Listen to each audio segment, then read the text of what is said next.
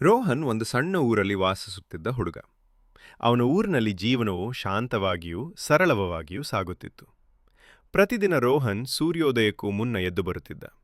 ಅವನು ಅಪ್ಪ ಅಮ್ಮಗೆ ಮನೆ ಕೆಲಸಗಳಲ್ಲಿ ಸಹಾಯ ಮಾಡುತ್ತಿದ್ದ. ನಂತರ ಪುಸ್ತಕಗಳನ್ನು ಹಿಡಿದು ದೂರದ ಶಾಲೆಗೆ ನಡೆದು ಹೋಗುತ್ತಿದ್ದ.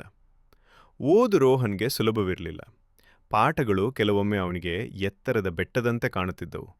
ಆದರೂ ರೋಹನ್ ಒಂದು ವಿಷಯವನ್ನು ನಂಬಿದ್ದನು: ಪ್ರಯತ್ನ ಮಾಡಿದರೆ ಫಲ ಒಮ್ಮೆ ಬಂದೇ ಬರುತ್ತದೆ. ರೋಹನ್ ಮನೆ ಹತ್ತಿರ ಒಂದು ಹೊಲವಿತ್ತು. ಅಲ್ಲಿ ಸಣ್ಣ ಸಣ್ಣ ಇರುವೆಗಳು ದಿನವಿಡೀ ಕೆಲಸ ಮಾಡುತ್ತಿದ್ದವು. ಅವು ತಮ್ಮ ದೇಹಕ್ಕಿಂತ ದೊಡ್ಡ ಆಹಾರವನ್ನು ಹೊತ್ತು ಸಾಗುತ್ತಿದ್ದವು. ದಾರಿ ಕಷ್ಟವಾಗಿದ್ದರೂ ಇರುವೆಗಳು ನಿಲ್ಲುತ್ತಿರಲಿಲ್ಲ. ಒಂದೊಂದು ಹೆಜ್ಜೆ ಹಾಕುತ್ತಾ ಮುಂದೆ ಸಾಗುತ್ತಲೇ ಇರುತ್ತಿದ್ದವು. ಅವುಗಳನ್ನು ನೋಡಿದಾಗ ರೋಹನ್ಗೆ ಧೈರ್ಯ ಬರುತ್ತಿತ್ತು. ಶಾಲೆಯಲ್ಲಿ ರೋಹನ್ ಪ್ರತಿದಿನ ಅಭ್ಯಾಸ ಮಾಡಲು ತೀರ್ಮಾನಿಸಿದ.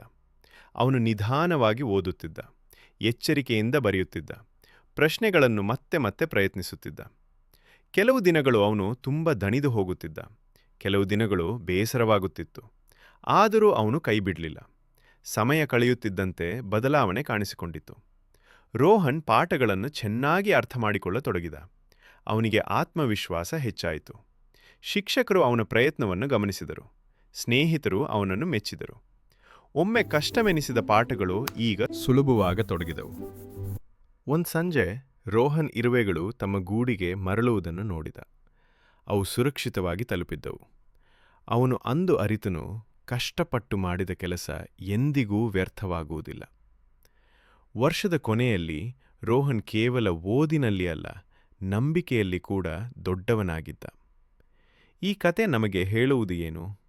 ನಿಧಾನವಾದರೂ ಸರಿ, ಪ್ರಾಮಾಣಿಕವಾಗಿ ಪ್ರಯತ್ನಿಸಿದರೆ ಕಠಿಣ ಪರಿಶ್ರಮ ಎಂದಿಗೂ ವಿಫಲವಾಗುವುದಿಲ್ಲ.